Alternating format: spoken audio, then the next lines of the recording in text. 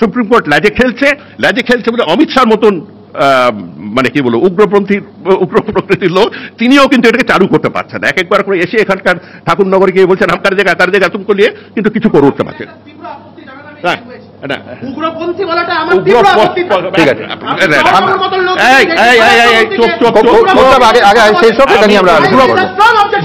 ঠিক আমি বলেছি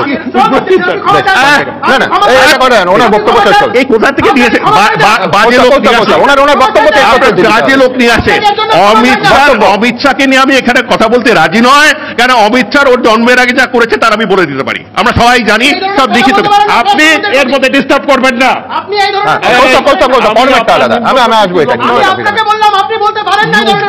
আমি থামালাম, আপনি চালিয়ে যান। কোথা থেকে লোক ধরে নিয়ে আসুক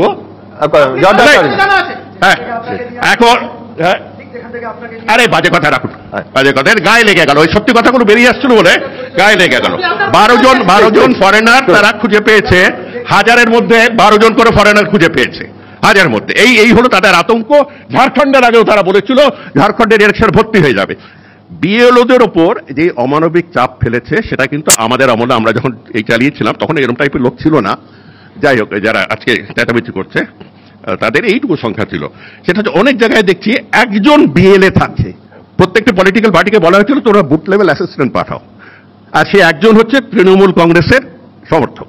আমি আমার পুরোনো সিও অফিসে জিজ্ঞেস করছিলাম, তারা বলছিল না বিজেপিও দিয়েছে, তারা দিয়েছে ওই কয়েকটি রাজ্যে যেখানে তারা মুসলিম বেশি মনে করে। আর চরিত্র, ধর্মনিরপেক্ষতা, ধর্মান্ধতা এগুলো নিয়ে তো এখানে আলোচনা করে কোনো লাভ নেই, এ তো রক্তে রক্তে রন্ধে রন্ধে ঢুকে আছে।